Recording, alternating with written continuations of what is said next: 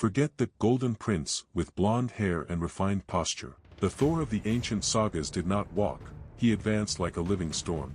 A thick red beard, strength capable of splitting mountains, eyes burning like embers of rage. Thor was not a hero in search of moral justice.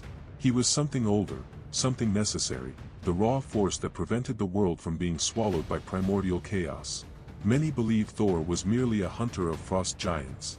That belief is a grave mistake. Thor was the active defender of cosmic order, the one who confronted the wild forces of nature whenever they threatened to cross the limits of what the world could endure.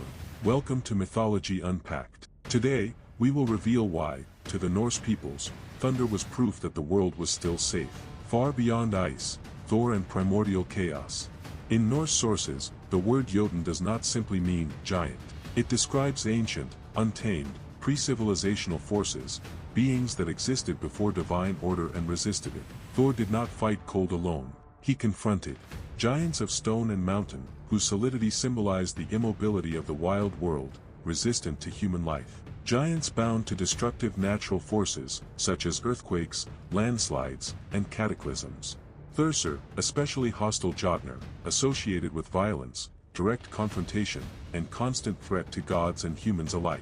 To the ancient Scandinavians, thunder was not merely a weather phenomenon. It was the sound of cosmic maintenance.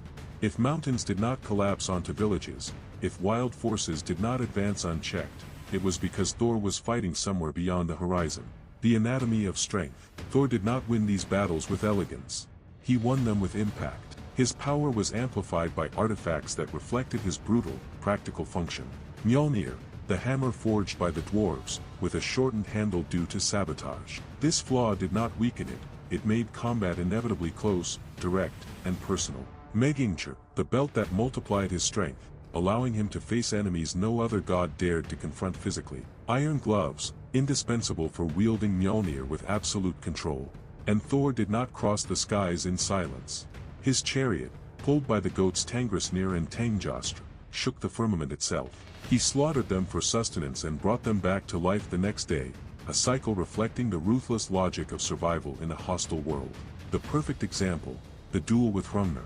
Among Thor's many confrontations, the duel with Hrungnir is emblematic. Hrungnir was a stone giant, with heart and head made of solid rock, described as one of the strongest among the Jotnar. When he challenged the gods, there was no counsel and no negotiation. Thor advanced. Mjölnir and the giant's stone weapon collided in midair. The impact was so violent that Hrungnir's stone skull exploded. Fragments of rock became lodged in Thor's forehead, where they would remain forever. The message was clear. Even wounded, Thor stood. Chaos did not. Thrym's wedding of blood.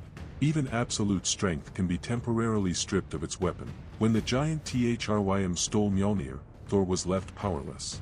Without the hammer, he was not merely disarmed, the balance of the world itself was at risk. The giants did not demand gold. They did not demand land. They demanded something worse, Freyja as a bride. Freyja refused in fury. And so emerged the only possible solution, a plan devised by Loki, as humiliating as it was effective. Thor would have to wear veils. Thor would have to wear jewelry. Thor would have to pretend to be Freyja. For the god of thunder, there was no honor in this. But there was something greater, necessity. Disguised as a bride, his red beard hidden beneath silk veils, Thor entered the hall of the giants. And there, his true nature began to surface. During the feast, he devoured an entire ox, ate salmon, and drank barrels of meat alone. The giants grew suspicious. Loki lied for him, claiming the bride was starving from anxiety. But when the ritual moment arrived, everything changed. Thrym ordered Mjölnir to be brought forth to bless the union. The instant the hammer was placed in the lap of the false bride, the performance ended. Thor rose. And then came the thunder. The wedding became a massacre. The hall turned into a place of execution. Thrym fell first. Then every giant present. The message was written in blood. You may take Thor's hammer for a time, but never the fury that comes with it. Jormungandr, the world serpent. No hatred, however, compared to the rivalry between Thor and Jormungandr, the world serpent. Daughter of Loki, this primordial creature grew until it encircled all of Midgard, biting its own tail. It was not a Jotun, but something even older, a direct threat to the existence of the human world. Thor once tried to kill it by fishing it from the ocean, using an ox's head as bait. The struggle was so intense that he shattered the bottom of the boat with his feet as he pulled the serpent upward. That confrontation foreshadowed the inevitable. At Ragnarok, Thor will finally slay Jormungandr, but victory will come at a cost. Poisoned, he will walk only 9 steps before collapsing. He does not die in rest, nor in ceremonial glory. He dies as he lived, fighting so that the world might endure one moment longer. The god of the people, not of thrones. While Odin was the god of kings, elites, and hidden knowledge, Thor was the god of common folk. Of farmers who feared the weather. Of sailors who faced violent seas. Of warriors who fought in mud and blood. Thor was impulsive, loud, direct, and precisely for that reason, trustworthy. When the monster appeared, Thor was the one who met it head-on. Thor was not a hero of refined tales. He was the living wall between humanity and chaos. Do you prefer this version of Thor, brutal, red-bearded, and necessary, or the modern, clean, idealized image? Leave your opinion in the comments. Subscribe to Mythology Unpacked and prepare for more journeys through the legends that shaped the world. Until next time.